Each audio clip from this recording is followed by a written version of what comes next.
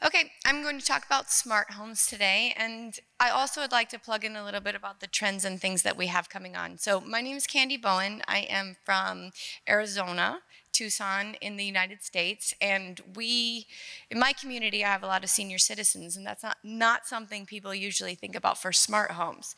But this is something that I want you to open your minds up to right now, is to think about the fact that the people can stay in their homes longer because they can be monitored by nurses virtually now. So think about the fact that people can stay in their homes and feel independent because of technology, and that's what it means to people. So it's not just the millennials, it's not just the Zs. Everybody can benefit from this, and making it easier and providing a service to our clients in a way that tells them the benefits of the technology instead of making it scary. This is kind of what I want to talk about today. So smart homes overview. Everybody knows Bluetooth, Wi-Fi, energy management, climate control, health monitoring, lighting control, security systems, access, and whole home automation. But what does that mean to you? I'm 15 hours flight away from home, and I might have left my garage door open. All I have to do is look at my app. Okay? It just makes life so much easier. So this is one of the things we want to be promoting. When you're in your listing appointments, you're going to want to ask your clients if they have any smart technology. And then if they have something that people don't actually know or use, you need to make yourself a little video, a reel, a TikTok, a YouTube, whatever it is, explaining that technology to the people, because it is a benefit to the home. So making a home more automated, easier to live in, more comfortable is going to make you more profitable if you're going to take this on this niche market, which is the up and coming market, which I think it's pleasant that we're in Dubai, because I feel like they're the futuristic city in this world. So a smart home hub system is one centralized interface that controls the entire home with automation. Now, you wouldn't think about the entire home as the laundry and the dishwasher. You wouldn't think of it as somebody monitoring somebody's heartbeat or a baby sleeping. It can help to avoid SIDS, which is sudden infant death syndrome. So it can tell you if your baby's heart rate or breathing rates go slower. So this is important stuff that used to only be allowed in technical or medical settings, which is now being brought to the public. The market drivers for this: convenience. How did Amazon take over Walmart? They're more convenient. How did Netflix take over Blockbuster? They're more convenient and also willing to pivot and shift at the right time. They started out by sending out DVDs. People were returning those, so they made it digital. And they made it a monthly subscription that people can afford. Every single body can afford $12, $13, $14 a month. So they innovated for the masses, and they volumized based on technology. This is what we're doing in home ownership today. The global home automation market is set to reach 81,645 million by 2023. So when you say pay attention to smart homes and what it's going to bring to the industry, it's bringing innovation. It's bringing new things to staging. It's bringing new things to open houses. You can walk through a vacant open house, pull up your phone. I learned about this like 2 days ago here. Literally put a couch that looks like their couch in the room and then show them it virtually. It changes everything. It makes it easier. You can then take videos of this little staging virtually and then market it on your online social medias, your YouTube channel, your website. It's just going to make you the expert in ways to deliver marketing. You're going to get more listings. You're going to get more buyers because you're out there, you're posting, you're being innovative, and you're researching your own industry, which makes so much sense, because I did not know that I could have a washer and a dryer that also folded my clothes. Right?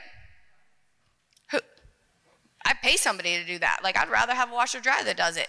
So, you know, just thinking about looking this stuff up when I did this research for this speech, I was blown away by the technology that I didn't even know about. And I thought I was, you know, a millennial or whatever, but I don't know what's out there if I don't look. So that's the thing when you're selling a home and it has a smart control panel of the whole home where it can set the air conditioning, make sure the garage door is closed, make sure the baby's breathing, make sure grandma's okay. That's a value to that home. Boom. You know, you post that on social media. You make yourself that niche expert that nobody's getting into yet. But it's coming. So we're going to go from 78.44 billion and 92.48 billion in global smart home devices. This includes Ring doorbells, the washer dryer I was telling you about, the heart monitor, the lighting that tells you that you've been looking at light too much and it changes to blue automatically so it doesn't hurt your eyes. It makes you have a more comfortable work environment. And in this COVID world we're living in, home offices are a benefit to a home. So when you have a home office that's automated that also sends all your stuff to your regular office, to all the people, this is what's going to sell homes in the future. This is what the Zs are looking for. This is what the millennials are looking for. And the boomers didn't even know it, but they love it too. Because they're in their homes longer and their families across the country, across the state, across the world can make sure that they're okay. And if something's wrong, a nurse is going to be on the way. Okay? So, sorry. Next. Trends. We love talking about trends in real estate. We like talking about how to get leads and how to get buyers and sellers and everything like that. But are we focusing on the trends that are making a difference in our industry and in our world? What he said about the community service and association. So I didn't really talk much about myself. I was waiting till right now. I am on the State of Arizona Diversity and Inclusion Board. I'm on the Real Estate Political Action Committee Leadership Board as a participation chair. I'm a Young Professionals Network chair of the Tucson Association. I brought a state YPN to Arizona, which is the Young Professionals Network, and this is where we find our innovation. It's the young people that are willing to do it different or try it and they look stupid and they're gonna come back up and try again. These are the people we need. We don't need the boomers who are pushing out, you know, just listed, just sold, just listed, just sold, so boring, you're a realtor, I'm glad you sold a house. Correct? I don't work at McDonald's and post a selfie when I sold a hamburger. So when you're a realtor and you sell a house, that should not be a celebration. That should be a regular activity. Your celebration is that you found something that could help your clients. And that way, when you help your clients, you're building relationships with them. And when you build a relationship with them, you have the infinite game on lock. Meaning, I'm not trying to beat you or you or you or you. I'm trying to exist. Past COVID, past, you know, living in your home, and now we're going into the future where we used to watch this on movies. We're really having this technology where I can visit grandma and she can pop up on a video and see me. 20 years ago, that was not even thought about. People thought that they couldn't even do it. So when we're innovating our homes, like we're innovating our technology and our medical, we're innovating our houses and our lives in a better way. Did you know that a third of homes are already smart homes? Yeah? Oh, in the United States, probably. I'm so sorry. I just know what I know. Here it's probably 100%, right? So, okay, 33% of existing homes in the United States, I apologize, are already smart homes. That means they have Ring doorbells, they have Wi-Fi, they have Bluetooth, they have something that's going to control the temperature when they're out of town. Think about that when you're thinking about what size of the market you want to try to take a bite of. You know? Become the local expert at smart homes. This is supposed to increase to 54% in the United States by the end of next year. So when we're talking about like rising prices, rising everything, we're talking about also comfortability. And people are going to be buying their homes in a way that they're going to be comfortable, they're going to live there. And if you're the one that told them about the technology, you're going to be the one they tell their friends to use as a realtor. So staging, smart homes, all of the stuff that we're learning at this convention right now is very important to your business as a whole. Community service, association service, all of this stuff, and researching your own career. Smart home owners, 26% in the United States are baby boomers. Almost 50% are Generation X, which is what I am. And a gigantic 77% of millennials, who are the new ones coming in the home, they doubled in the market last year in America, United States. I call smart homes a fusion of real estate and lifestyle. And that's what we talk about when we talk about selling your brand as a realtor and your brand as a business. You're infiltrating your own life and your own business in the same way so that you're selling people. I'm building houses with Habitat for Humanity. I'm going to DC so that I can make difference in the political changes that affect home ownership. Same thing with smart homes.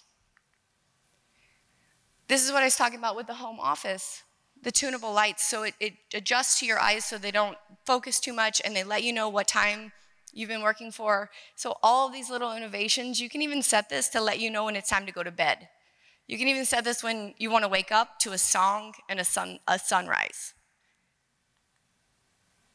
This is what I was talking about, the washer and dryer. It senses the soiling level, water level, washers, detergent levels, everything. You can set it and you can run it from home. And if you forgot to change the wash to the dry, no big deal because it does both. So it just making life easier. This speaker system, you can actually have it play throughout your whole home in one room. You can have it play different music in different rooms. You can have a, what is this called? I forget. Intercom system within your home so that you can talk to your children, listen to your baby. All of this stuff is simple with something the size of a soda can. So applications to this knowledge of what smart homes are. I would say that we have homeowner statistics in the United States, 2% are Gen Z. Now these guys are young, but they're coming into the market. Almost 50% are millennials, 70% are Gen Xers, obviously 78 baby boomers, and then the silent generation are 77. I find that if we attack the millennials and the Gen Z and we become their realtor and the person they look for information and videos and things like that, we're going to be able to last in this game of we have to make sure that we can still do business because we don't make money on an hourly wage. You know, I could go work for a month and make $0 if I didn't close the deal. So getting relationships with the people and the things that they want to know about, you can look at this here. 2020, millennials finally overtook and became the dominant home buying generation because the baby boomers and the silent generation are staying in their homes. So the millennials are the ones that are moving around, and they're the ones that are seeing the benefit of COVID and being able to work at home. So they're making a home office and moving back to their hometown, or moving to California, or moving across to Dubai, or wherever. So these people are understanding the global automation of smart homes, of technology, of their business. And if we can just grab a hold of a portion of this, we're gonna be able to last forever as realtors in this business. So Generation Z, they doubled. That just means in the United States, they doubled from 1% to 2%, but it's still gonna show that these are the ones that are gonna be buying homes in the future. I'm going to talk a little bit about social media and marketing and YouTube channels and stuff like that, and how you can apply the smart home technology to get your niche in this market.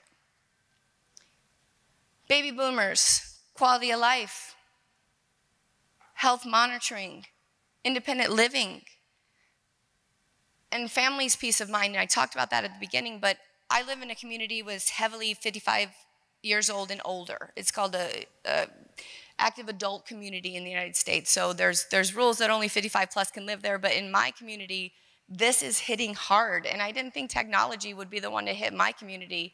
So it is something that's surprising, but also if I take a video and I show a family that they could check on grandma in Green Valley, they're gonna be happier with the purchase of this home. Okay, these are ways that you can build your brand as a smart home expert any generation. I always go to interviews are the easiest thing to do. You find somebody who is either a homeowner and knows what they're doing, they're selling smart home devices, and you interview that person. And because you're getting their information out to the public, you're seen as the expert. So you don't have to necessarily be an expert. You just go research and make content based on that. Product reviews. Do you have a Ring doorbell? Do you have something that you love that makes your life easier? Just post about it. It's not hard, and once you get started posting and you start like researching and finding cool things, you're gonna find your house is a lot more full with smart devices. I promise. And that way, when you're talking to a seller who has one and you can tell them how cool that is, and who doesn't want to hear how cool they are because they have a cool device in their house, you're instantly creating connections based on technology. Okay? Highlight smart home features in your listings. Don't lose these things. Like if it's got lights and garage door that shuts and a smart washing machine and something that's gonna tell you when the dinner's ready or your bathtub is hot enough, promote it. Otherwise people are they're gonna miss this valuable piece of the home. research innovation, and I've talked about that. We have to stay on the top of all the trends and all the technology and all the social media and the TikTok and whatnot. We need to be the ones that are bringing the new information to the people in a way that they're entertained. They're also getting value because maybe they now need something that you just talked about. And also, you're just talking, you're an expert, you're a realtor, you're getting your information out there, and people are going to see that and you're going to start to recognize that you're the realtor in this community. So all of this is important to get yourself educated about smart homes because it's the wave of the future. I don't see it being very long before 100% of homes have some kind of smart technology. Oh my God, that went faster than I thought. I talk fast. Anyway, do we have any questions? First of all, great presentation. Smart technology, like where I'm from Egypt, and we have some homes, it's still in early doors, but it tends to be a little expensive. I'm not sure how it is in the US. And my question is, are we creating a bigger gap between a niche? Is it going to be very niche, just targeting specific amount of people who are home buyers and have the capital, or how do you roll it out? I can answer the question, but I have to ask you one first. Do you know the average years spent in a home after it's bought in your country? Average what? The average years lived in a home before they sell it and move. No, I actually don't know. Okay, in the U.S. it's 5 to 7 years, right? Okay. It takes 3 to 5 years to pay back when you buy a technology. So it costs about $20 to buy a regular doorbell. It costs about $120 to buy a Ring doorbell. People are buying the convenience, the security, and the peace of mind. So when you're telling them it's going to take you about 3 to 5 years to pay for this thing. However, in the meantime, anybody who comes to your door, you're going to see them. So if somebody came home, knocked on your door when your kids are home and you weren't, you can get the police notified quickly. So when you're selling smart technology, yes, it's more expensive, but it's a wave of the future. So when you're talking about new construction, I think that's one of the places where you can really innovate the house with your buyer if you're educated. So we have a lot of new construction where I live in Arizona. I don't know about your country, but I think that's the biggest place where we see the innovation coming in because the builders are using it to sell the homes. So it's not out of their dollar. They're not paying, $1,000 to put a system in. It's already in. But if you can sell it that the system is convenient and it makes their life easier, it's always worth the value. Thank you. If you stay around a bit, you're going to know about my country, hopefully. Do what? If you stay around a bit, you're going to know about my country, hopefully, more. True. We shall talk afterwards. Anybody else?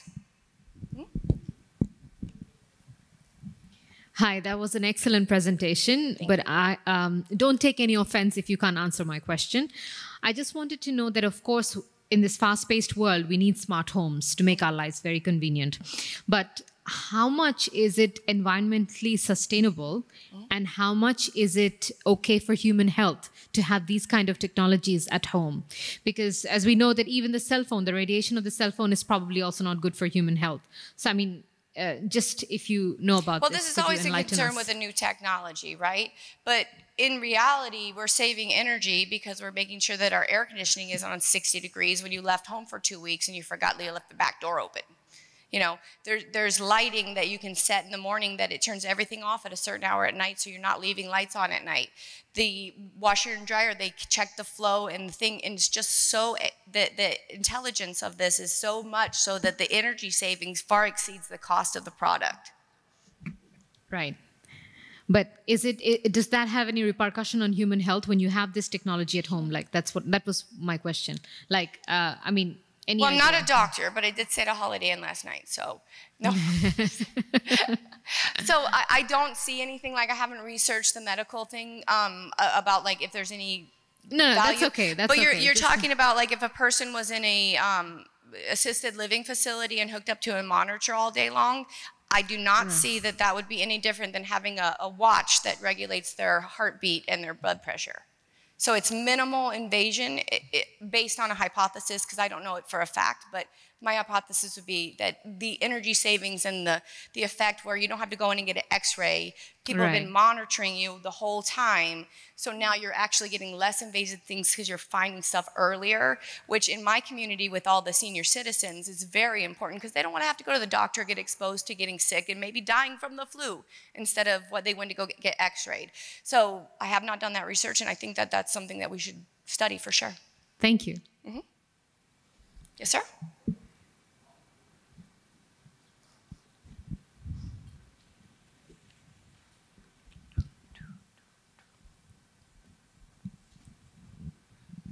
Thanks. Okay, I have two questions. Okay.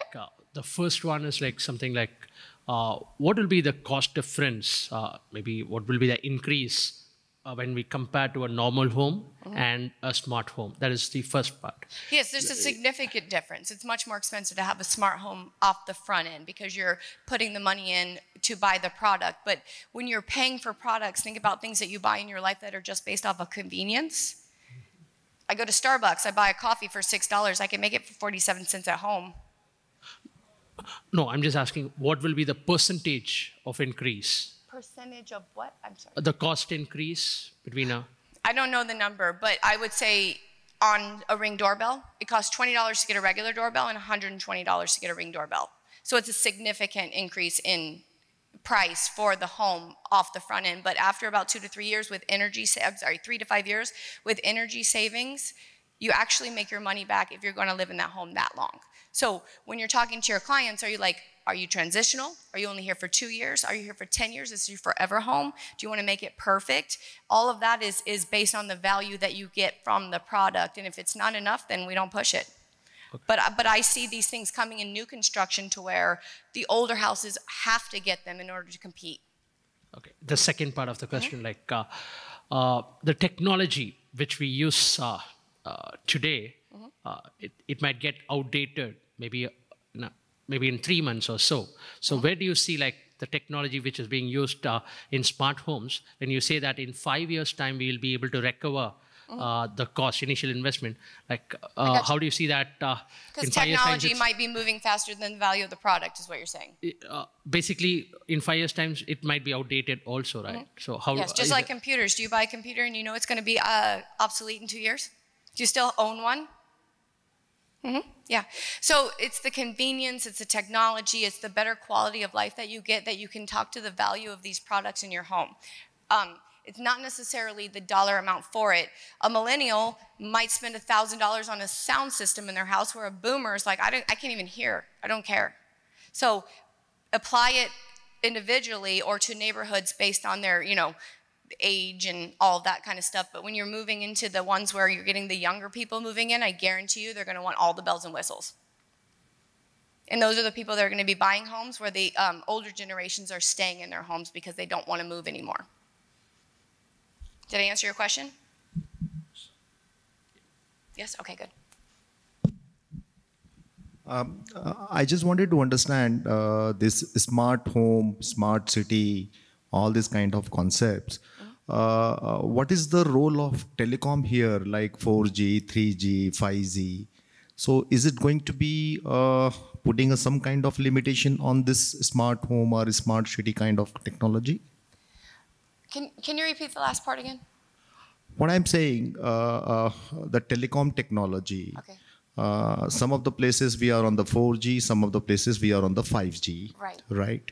If I talk about, especially about US, I think probably you people are onto the 5G technology, and which is going to be a very good enabler for you people to get onto the smart home, smart city kind of concept. So if I look onto the further expansion of a smart home or a smart house, is it going to be a limiting factor for its advancement, or is there any alternate to it actually?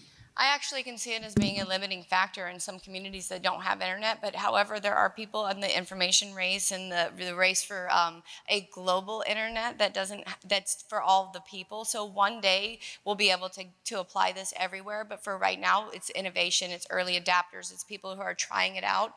And then once it becomes convenient, then people will learn how to apply it to the outside regions. We didn't always have internet or cell phone coverage as good as we have today. We had a few people in a few cities that saw the value of it, that expanded that reach to the other people. So I think the innovation of the smart home, it would limit it in some cases right now without having 4G or Wi-Fi in a certain place. But if they had wired in internet, then you can have a modem that provides a Wi-Fi that then you can connect to your cell phone. As long as there's internet service and cell phone service, it's applicable, but there are some places around the world that don't have that. So I definitely see that as a limiting factor. Security is another thing that when I was looking it up was something that came up a lot. People were worried about their personal information. Sure. So some of these smart technologies have ways to tell if you've used your password more than once, and they don't let you do it. You can have your own system inside of your own house that's a separate, I'm not technical and I apologize, but it's separate from where somebody could come log into your Wi-Fi. There's zero access. It's only internal into your home. So there's security set up because of failures along the way where people have gotten their data stolen and then we have to come fix it. So by the time the early adapters are done tweaking it and making sure that it's ready for the masses, it's a quality product. But the early adapters are the people that are like me. I joined a brokerage called Real. Nobody's heard about it. I'm 4,000. My input sucked. However, I was like, hang in there, team. We're going to go make a difference in this brokerage. I believe in it. And as soon as we got logged in, I went and had a conversation with the owner, and we made a checklist and a system, and we're done, right? So it's the early adapters that make the changes to be able to make it applicable to the masses. Sure. Thank you. Thank you. Yes, sir?